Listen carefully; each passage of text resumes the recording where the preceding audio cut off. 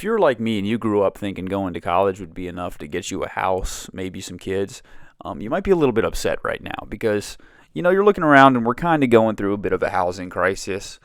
You might have seen a chart like this where it compares income to housing costs, and it really does, make you feel a little bit crappy about your current situation. And we do have to accept the cards we were dealt.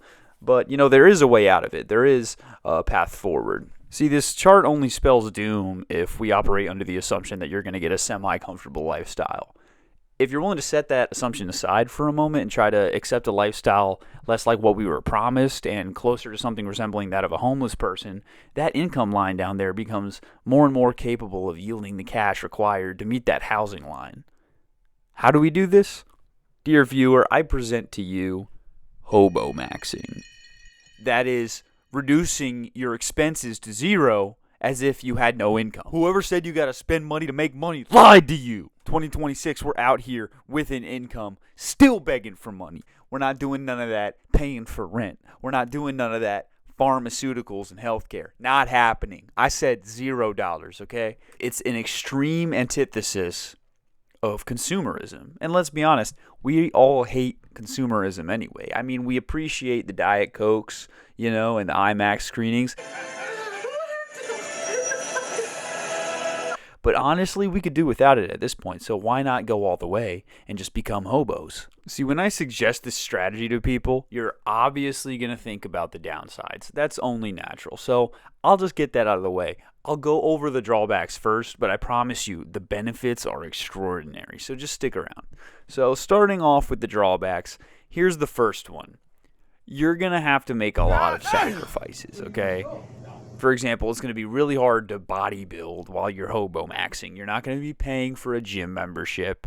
You're not going to be buying protein powder and probably not even milk for that matter.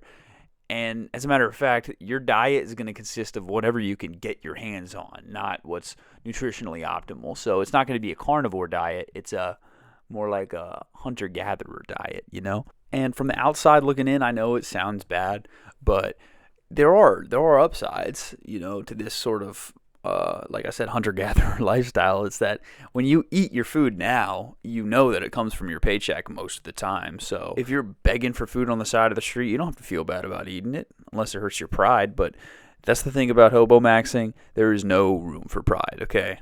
All right, moving right along. Drawback number 2, it's going to be very physically uncomfortable. Because, the cold and rainy days are going to test your composure. You will be hungry. All right, both of these situations will make it harder and harder to resist the allure of a cold beer in a warm bar or an ice cream on a hot day, but you mustn't falter. You have to keep being homeless. Every day that you do not hit up Wendy's that's more money in your pocket. Just think about it that way. You're going to keep stacking up these rainy days and cold nights, stacking them up and up and up until you're a millionaire, okay? A fucking millionaire. Okay, I'm getting a little ahead of myself. My bad. Let me calm down. We're almost to the benefits, so let's get to this last drawback. So drawback number 3, you're going to have to ignore most medical issues, okay? Enough said. For legal reasons, I cannot advise you to ignore medical emergencies. So if something does come up, definitely get it checked out, But if you're taking hobomaxing all the way, you're not trying to hit up CVS and go get prescriptions and talk to a doctor. Like, come on, bro. Like, why are you withholding a $5 biggie bag from yourself if you can't? If you're just going to go talk to a doctor, like it's just do the math, bro. Do the math. But yeah, if you're still watching, it means that you probably have what it takes. You're willing to put up with the sacrifice, the physical discomfort, and the medical issues. You're ready to hobomax, man. You're ready for financial freedom, honestly. And it can't be said about everybody because, honestly, these things eat at the willpower of most people. And just like anything, there are levels to hobomaxing. You can take it to the extreme or you can just dabble in it. But, the further you take it, the bigger the rewards. And, you've made it this far. What are the rewards? I'm glad you asked. This is the fun part. Benefit number 1. The time it takes for you to save up for large purchases is dramatically decreased. This is the big one. Most people who make 6 figures are going to have to save up a long time to be able to afford a 6-figure purchase. Not you. See, for most people, that big chunk that eats away at most of their paycheck that accounts for everyday expenses is going to be closer to 0 for the hobo. So while other people's income might be higher than yours, their realistic net profit might just be the same. And if you take it far enough, it may even be lower than yours. And look, it might sound like a contradiction of hobomaxing, making big purchases, that is, but the whole point of hobomaxing is to be able to make big purchases on any income in a short amount of time.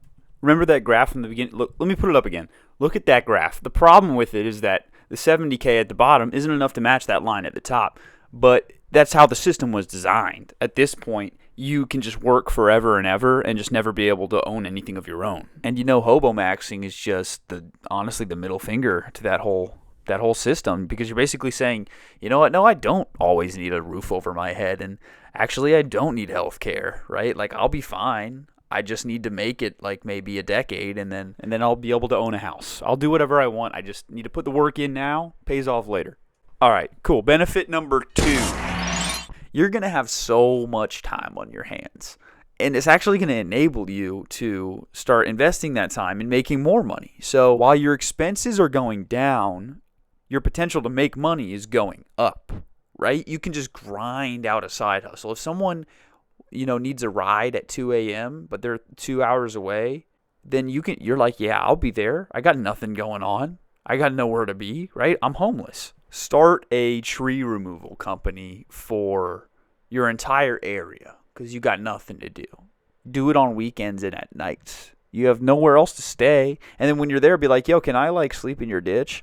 And from this benefit comes benefit number 3, which is it's so easy to make connections, okay?